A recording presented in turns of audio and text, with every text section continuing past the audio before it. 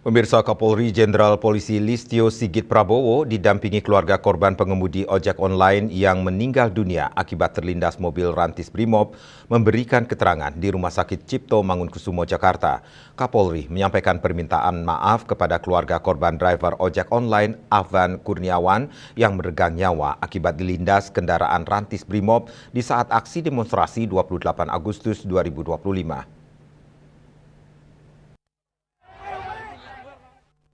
Dalam keterangannya di Rumah Sakit Cipto Mangunkusumo, Jakarta, Kapolri Jenderal Polisi Listio Sigit Prabowo didampingi keluarga korban pengemudi ojek online yang meninggal terlindas mobil rantis Brimob.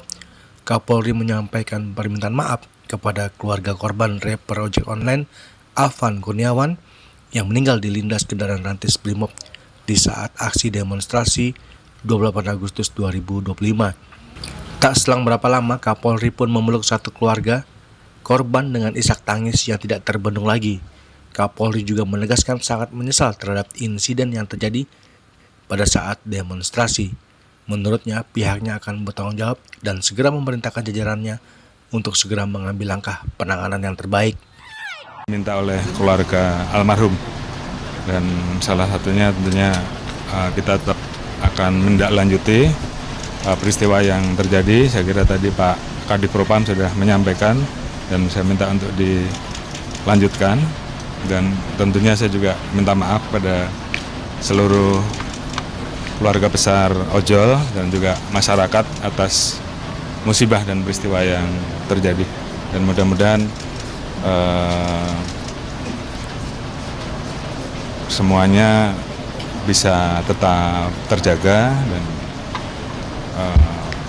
ke depan semuanya bisa kita kelola dengan lebih baik. Sekali lagi mohon maaf atas peristiwa yang terjadi, dan kami mewakili keluarga besar institusi Polri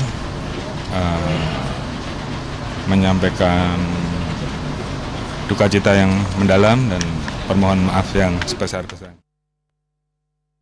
Dari Jakarta, Julius Suharto dan Ketut Sumadiasa melaporkan.